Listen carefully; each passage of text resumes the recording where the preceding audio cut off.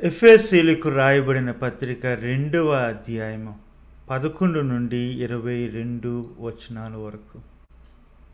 కట్టబడుతున్న ఇల్లు,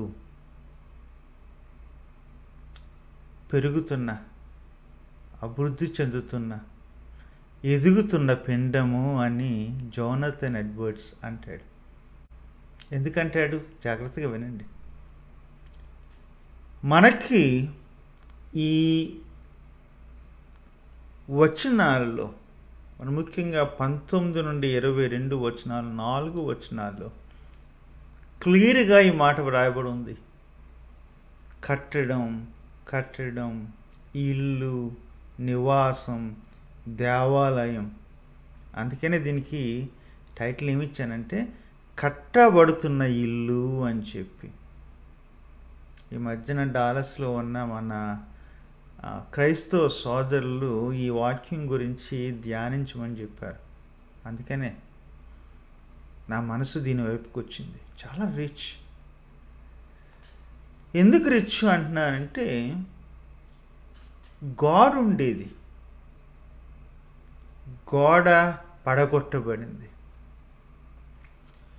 గోడ పడగట్టి దేవుడు ఒక ఇల్లు కడుతున్నాడు. ఏంటబ్బా గోడలంటే? నాకు తెలిసిన గోడల గురించి చెబుతాను. సేవకు వచ్చిన కొత్తలో 1991 ఆ ప్రాంతం, ఒకసారి చెప్పే ఉంటాను ఈ విషయం, ఈ కథ. పాస్టర్ల యొక్క సంఘాల సహవాసంలో పెద్దలు, కాపర్లు ఉన్న చోట ఒకసారి గొడవ వచ్చింది. మనుషులు ఉన్న చోట తగాదాలు వస్తాయి, సహజం. ఇది కొంచెం వింతైన తగాదా. ఇది ఏంటి అంటే, ఒక్క సమాధుల దొడ్లో, పెద్దేం కాదులేండి, ఒక ఆయన చనిపోయిన తర్వాత ఆయన్ని తీసుకొచ్చి ఒక చోట కప్పెట్టడం జరిగింది, భూస్థాపన చేయడం జరిగింది. ఈ విషయం పక్క కప్పెట్టిన వాని యొక్క కుటుంబస్తులకు తెలిసింది. వాళ్ళు గొడవ ఏంటంటే, మా పక్కనే కప్పెట్టాలా ఆయన్ని అని చెప్పి. మా కులం వేరు, వాళ్ళ కులం వేరు. అంటే ఈ లెక్కల్లో పుట్టకముందు కులాలు ఉంటాయి, చచ్చిపోయిన తర్వాత కులాలు ఉంటాయి. ఆయన పక్కన పెడితే ఆయన మాకు అంటుకుంటాడు. చనిపోయిన ఆయనకి మరొక చనిపోయిన ఆయన అంటుకుంటాడని చెప్పేసి సమాధిలో ఉన్న వాళ్ళకి అంటరానితనం. అది కుటుంబస్తులు పోరాడారు. ఆ పెద్దలు కూడా, కాపర్లు కూడా దాని గురించి వాదోపవాదాలు చేయాల్సి వచ్చింది. అది 1991 ఆ ప్రాంతం. లేదండి, ఈ రోజుల్లో అలాంటివి ఏమి ఉంటాయేటండి, మీరు ఎప్పుడో పాతకాలం మాటలు చెప్తున్నారు అని అనుకోవచ్చు. ఈ రోజుల్లో దూరం ఎంతో కాదు, 2021 అంటే 30 సంవత్సరాలు దాటిన తర్వాత ఒక రిక్వెస్ట్ వచ్చింది. రిక్వెస్ట్ ఏంటి అంటే, నన్ను ఒకటి రాయమన్నారు. మీకు తెలిసిందే నా యొక్క పిలుపు ఏంటంటే టీచ్ చేయడం, చరిత్ర గురించి, చరిత్రను రాయడం. అడిగారు. ఎస్ అన్నాను. ఎవరినో పిలిచి ఫోన్ చేసి అడిగారంట, ఇంతకీ ఈయన ఎవరు, ఏ డినామినేషన్ అని అడిగారంట. అంటే అడిగింది డినామినేషన్ గురించి కాదు, వాళ్ళకి కావాల్సింది ఏంటంటే ఇది ఏ రకం, ఏ గుట్లు, ఏ జాతి, ఏ కులం అని తెలుసుకోవడానికి. సాయం అడిగింది మీరు కదా, సాయం చేస్తానని చెప్పాను కదా, మళ్ళీ దానికి ఏ రకమైనటువంటి బెనిఫిట్స్ ఉండవు, ఫ్రీగానే. ఓకే, చేస్తానన్న తర్వాత ఫ్రీగా సేవ చేస్తానని చెప్పిన తర్వాత వాళ్ళకి కావలసింది ఏంటి అంటే, అడిగింది ఏంటంటే నా కులం. 1991లో ఆ గోడలు చూశాను. 2021లోనూ ఆ గోడలు చూశాను. అప్పుడప్పుడు ఇప్పుడు కూడా ఆ గోడలు చూస్తూ ఉంటాను. కులమే కాదండి గోడ మనకి, చాలా గోడలు ఉన్నాయి. డినామినేషన్స్, సంఘ విభేదాలు, మేము వాళ్ళము వీళ్ళము అని. మరి ముఖ్యంగా నేనున్న దేశంలో ఎక్కువ మంది ఉన్నవాళ్ళు 15 మంది తెలుగు క్రైస్తవులు. వాళ్ళు ఏంటంటే మేము ఆ తాలూకా ఈ తాలూకా అని చెప్పేసి వీళ్ళకి ఆధ్యాత్మికమైనటువంటి పితరులు ఉంటారు. క్రీస్తు కాదు వీళ్ళకి శరీరం, ఆరు శిరస్సు, వేరే శిరస్సులు. అలా మనందరికీ గోడలు ఉన్నాయి. తర్వాత పైసలు వచ్చి ఇన్కమ్ను బట్టి కొంతమంది కలుస్తారు, కొంతమంది కలరు. మేము ఉద్యోగస్తులం, మేమేంటి కూలోళ్ళ దగ్గరికి వెళ్తాం అని కొంతమంది సంఘాల్లో అంటారు, సంఘాల మధ్యన అంటారు. గోడలు ఉన్నాయి, రకరకాల గోడలు ఉన్నాయి. చిన్న గోడలు ఉన్నాయి, అది గోడలు నన్ను అది సోపానాలు అంటాను. ఒకసారి ఇప్పుడే నేను ఒక మీటింగ్ నుండి వస్తున్నాను, అందుకని ఈరోజు ఆలస్యమైంది. వాదోపవాదాలు, అభిప్రాయ భేదాలు, వాదనలు మంచివే, అభిప్రాయాల భేదాలు మంచివే, ద్వేషానికి గురి చేయకుండా ఉంటే. ఏదైనా ద్వేషం పుట్టించిందంటే అదే గోడ. సో ద్వేషం అనేది గోడగా ఉన్నప్పుడు మొదటి శతాబ్దంలో ఎఫ్ఎస్సిలో కూడా అలాంటి గోడలు ఉండేవి. దాని గురించే మనం చదువుతాం. ఆ 2వ అధ్యాయము మొదటి నుండి చదువుకుంటూ వస్తే మీరు దూరంగా ఉన్నప్పుడు, సమీపంగా ఉన్నప్పుడు భేదాలు ఉన్నాయి. ఈ యొక్క క్లియర్గా చూసినప్పుడు ఆ నగరంలో ఏం జరిగిందంటే వలసలు జరిగాయి. నగరం కదా, పనులు పాటలు ఉంటాయని చెప్పేసి చుట్టుపక్కల నుండి జనాలు వచ్చేవారు. అన్ని రకాల మనుషులు, అన్ని జాతులు వారు. జాతులు అన్నప్పుడు మర్చిపోకండి, నేను పుట్టుకల గురించి మాట్లాడుతున్నాను కానీ మర్చిపోకండి, అందరూ ఒకలాగా పుడతారు. కానీ ఎవరికి పుట్టారని మనం కొంతమంది అడుగుతారు. అది వాళ్ళ భాషలో జాతి పిచ్చి, మన భాషలో కులపిచ్చి. ఎవరికి పుట్టినా మనుషులే కాదని ఎవరు అనరు, ఎందుకో తెలీదు. ఎఫ్ఎస్సిలో కూడా అలాంటి ప్రబుద్ధులు ఉన్నారు, పిచ్చోళ్ళు ఉన్నారు, జాతి పిచ్చి. కొంతమంది ఏంటంటే మేము యూదులమి అనేవారు, కొంతమంది ఏమనేవారంటే మేము యూదేతలమి, గ్రీకులమి అనేవారు. ఇది ఆదిమ సంఘంలో ఉన్న గొడవ, మీకు తెలియనిదేముంది. రోమా సంఘంలో ఉంది, గలతీ సంఘంలో ఉందండి, కొరింథీ సంఘంలో ఉంది, ఎఫెసీ సంఘంలో ఉంది. యూదులు, యూదేతరులు, అన్యజనులు అనేవారు. నేను అన్ను, ఎందుకంటే నిజానికి దేవునికి అన్యులు ఉండరు. యూదేతరుల్ని అన్యజనులు అనేవారు. వాళ్ళకి వీళ్ళకి పడేది కాదు. ఎంత ప్రమాదం ఏంటంటే కొన్ని చోట్లేమో వాళ్ళు సమస్యకు కారణం, కొన్ని చోట్ల వీళ్ళు సమస్యకు కారణం.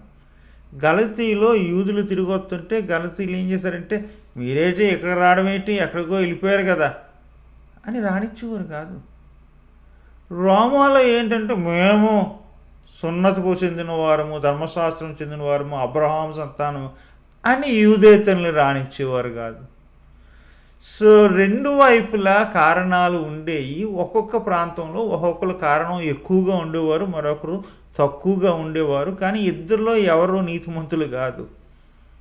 నీతిమంతులు ఎందుకంటే యెహోవా, యేసయ్య వారిని నీతిమంతులుగా చూశాడు కాబట్టి. వాళ్ళు దోషులే, వీళ్ళు దోషులే. దేని పేరు చెప్పి? సంస్కృతి పేరు చెప్పి, పుట్టుక పేరు చెప్పి, జాతి పేరు చెప్పి ఒకరినొకరు ద్వేషించుకునేవారు. ఇక్కడ ఏం జరిగిందంటే ధర్మం, ఏ ధర్మం అయితే మనుషుల్ని కలపాలో, ఏ ధర్మం అయితే బంధాలను పుట్టించాలో ఆ ధర్మం వాళ్ళ యొక్క బంధాలను తెంచేసింది, గోడలు కట్టేసింది. దాని గురించి 11, 12 వచనాల్లో చెబుతాడు.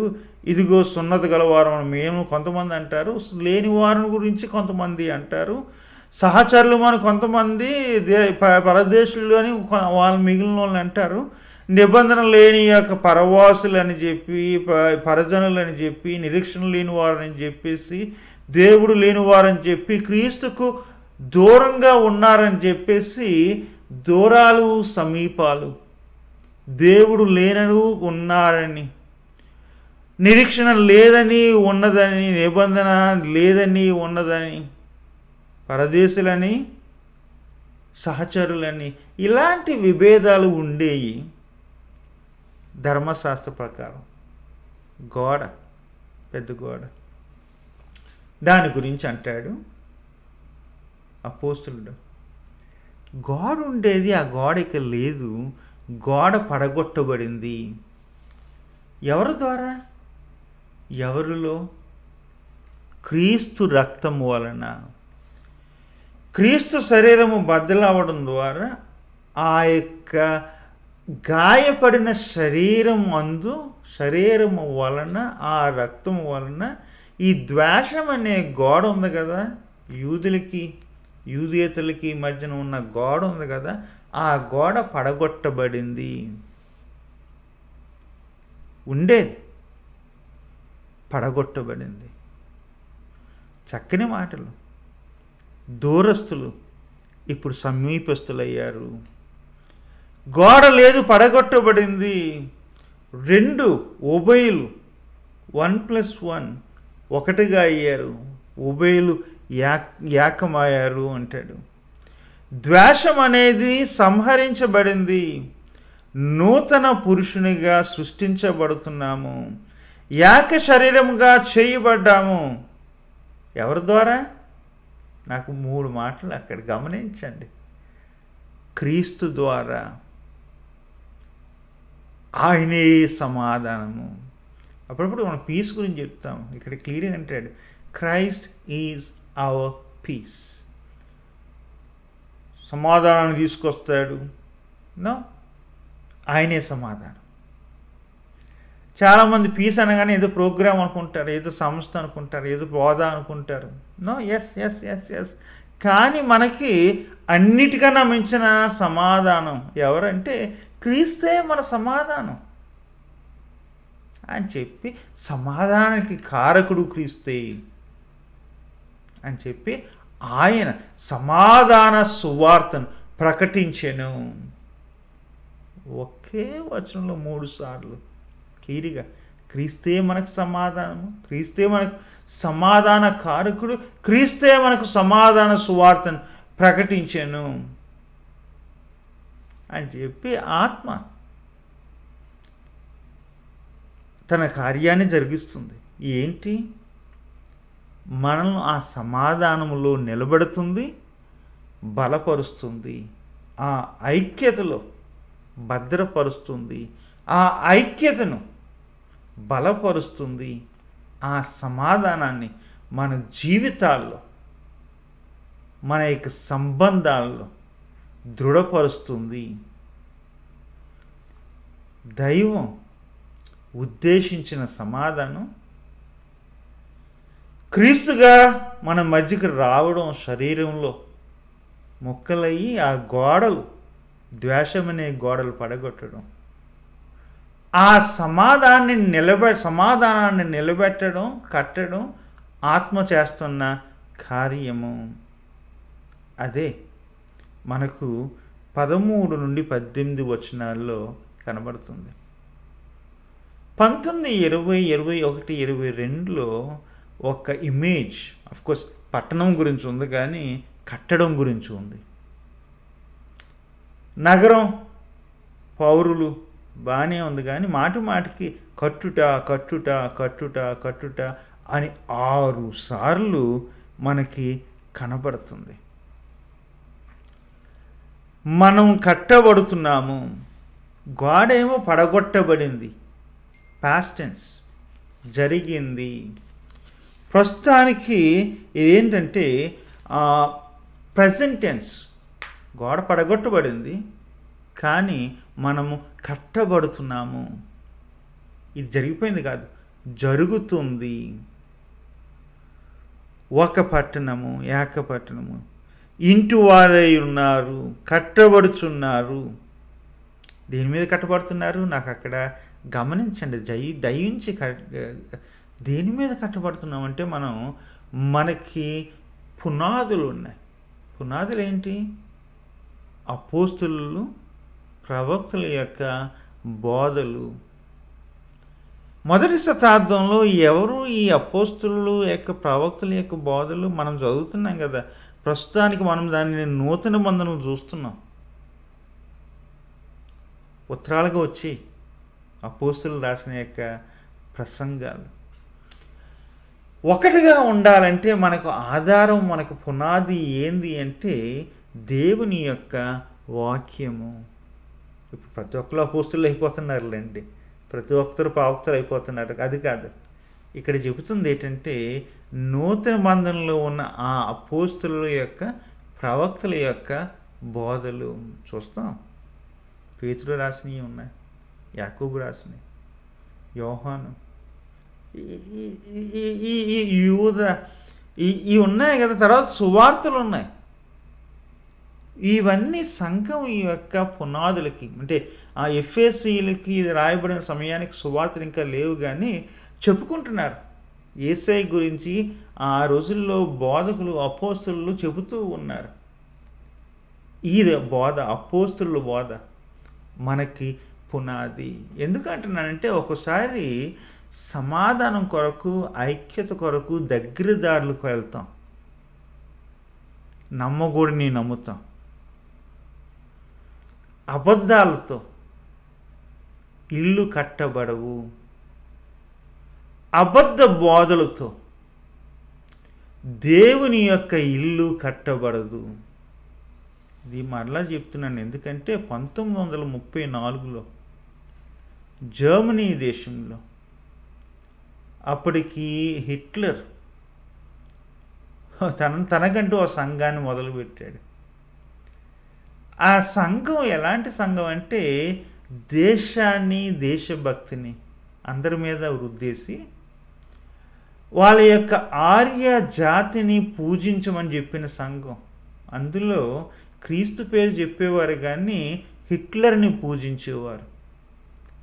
అప్పుడు సంఘంలో కొంచెం నమ్మకమైన వాళ్ళు, యేసయ్యని నమ్మేవాళ్ళు, ఇలాంటి అబద్ధ బోధ ఉంది కదా, జాతి భక్తి, దేశభక్తి అన్న అబద్ధ బోధ ఉంది కదా. ఆర్యులుగా మనము ఇది చెయ్యాలి, ఇది చెయ్యాలి, వాళ్ళని రూపుమాపాలని, వాళ్ళని తీసేయాలి, ఇక మనమే అని ఆ విగ్రహారాధన ఉంది కదా. హిట్లర్ యొక్క విగ్రహారాధన ఉంది కదా, జాతి యొక్క విగ్రహారాధన ఉంది కదా, వాళ్ళ యొక్క దేశభక్తి అనే విగ్రహారాధన ఉంది కదా.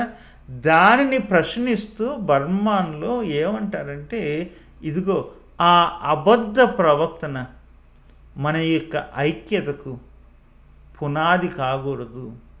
ఏంటి మన ఐక్యతకు, మన సమాధానానికి పునాది ఏంటి అంటే అపోస్తలులు, ప్రవక్తలు మనకిచ్చిన ఆ యొక్క బోధ, దేవుని యొక్క వాక్యం మనల్ని కలపాలి. ఫౌండేషన్, అది కార్నర్ స్టోన్, మూలరాయి ఎవరు? క్రీస్తు. అది కొన్ని చోట్లకి వెళ్ళినప్పుడు పెద్ద పెద్ద మాల్స్ ఉంటాయి, బిల్డింగ్స్ ఉంటాయి, హోటల్స్ ఉంటాయి, ఎయిర్పోర్ట్లు ఉంటాయి. దాని యొక్క బ్యాలెన్స్ పునాదిలోనే ఉండదు. కొన్ని బిల్డింగ్లకి ఈ మూలరాయిలో ఉంటుంది బ్యాలెన్స్. సో ఈ కట్టబడుతున్న యొక్క ఇల్లు ఉంది కదా, దేవుని నివాస స్థలం ఉంది కదా, ఇది దేని మీద కట్టబడుతుందంటే ఈ పునాది, వాక్యమనే పునాది మీద కట్టబడుతుంది. కానీ దీనికి బ్యాలెన్స్ ఎవరు? మూలరాయి ఎవరు? క్రీస్తే. ఆ మూలరాయి కదిలిందంటే బిల్డింగ్ పడిపోద్ది. ఆ మూలరాయి మీదే మనము ఆధారపడి ఉన్నాము, ఉండాలి. ఇక ఎవరి మీద కాదు, దేని మీద కాదు. మనుషుల మీద కాదు, అబద్ధాల మీద కాదు, అబద్ధ ప్రవక్తల మీద కాదు. కట్టబడుతున్నామంట దేవాలయముగా, నివాస స్థలముగా. దైవమే ఈ యొక్క నివాస స్థలంలో వసించడానికి కట్టబడుతున్నాము. మరి ఏదో ఇందాక గోడలు అన్నారు కదండి, కులాలు, సంఘాలు, పైసలు, పరపతులు, తరగతులు, ఉద్యోగాలు ఇవన్నీ ఉన్నాయి కదా. మరి అది ఉంటుండగా ఇది అంటారేంటి? మరి ఇందాకే చెప్పారు కదండి గోడ అనేది పడగొట్టబడింది అని చెప్పేసి. గమనించండి, గోడ పడగొట్టబడింది, కానీ ఈ లోకంలో ఇంకా గోడలు కట్టబడుతూ ఉన్నాయి. కానీ పరిశుద్ధాత్మ వలన దైవం తన యొక్క కార్యాన్ని జరిగిస్తూ ఉన్నాడు మీ ద్వారా, నా ద్వారా. పరిశుద్ధాత్మ ద్వారా మనము ఒక కట్టడముగా, ఒక ఇల్లుగా, ఒక దేవాలయముగా, ఒక నివాస స్థలముగా, దేవునికి నివాస స్థలముగా కట్టబడుతూ ఉన్నాము. మనం ఏం చేయాలి? గోడలు కట్టొద్దు. ఎవరైనా గోడలు కడుతూ ఉంటే ప్రశ్నిద్దాం. ఒక కట్టడంగా అమర్చబడదాం, కట్టబడదాం. అపోస్తుల యొక్క బోధల మీద క్రీస్తే శిరస్సుగాను మూల రాయిగాను ఉంటూ అమర్చబడదాం. ఆ రీతిగా క్రీస్తుకు నివాస స్థలముగా. దీని గురించి జోనథన్ ఎడ్వర్డ్స్ ఏమంటాడంటే, ఇదిగో అయిపోలేదు, 9 నెలలు పడుతుంది ఒక పిండంకు ఒక ఆకారం రావడానికి. అలాగే సంఘం అనేది అయిపోలేదు, ఎంతకాలమో మనకు తెలియదు. ఇది ఒక పిండం ఒక ఆకారానికి వస్తుంది, రాబోతుంది. ఆయన నివాసంగా ఉండడానికి ఈ తగాదాలు పెట్టుకునే, ఈ గోడలు కట్టుకునే ఈ సంఘం ఉంది కదా, చూస్తున్నారు మీరు యూట్యూబ్లోనూ టీవీల్లోనూ ఎలా కొట్టు చేస్తున్నాము. ఈ సంఘము కట్టబడుతూ ఉంది. దీనినే జోనథన్ ఎడ్వర్డ్స్ ఏమంటాడంటే, ఇంకా ఆకారం రాని ఒక పిండము, ఎదుగుతున్న పిండం. కానీ ఆత్మ యొక్క కార్యం మనలో జరుగుతుంది. ఈ యొక్క విజన్, ఈ యొక్క దర్శనం, ఈ యొక్క ఉద్దేశం ఇప్పుడుది కాదు, జగత్ పునాది వేయకముందే ఉంది. దేవుని యొక్క ఆగమనానికి సంఘం కట్టబడుతుంది, పుట్టబడుతూ ఉంది. ఉంటాను మరి, సెలవు.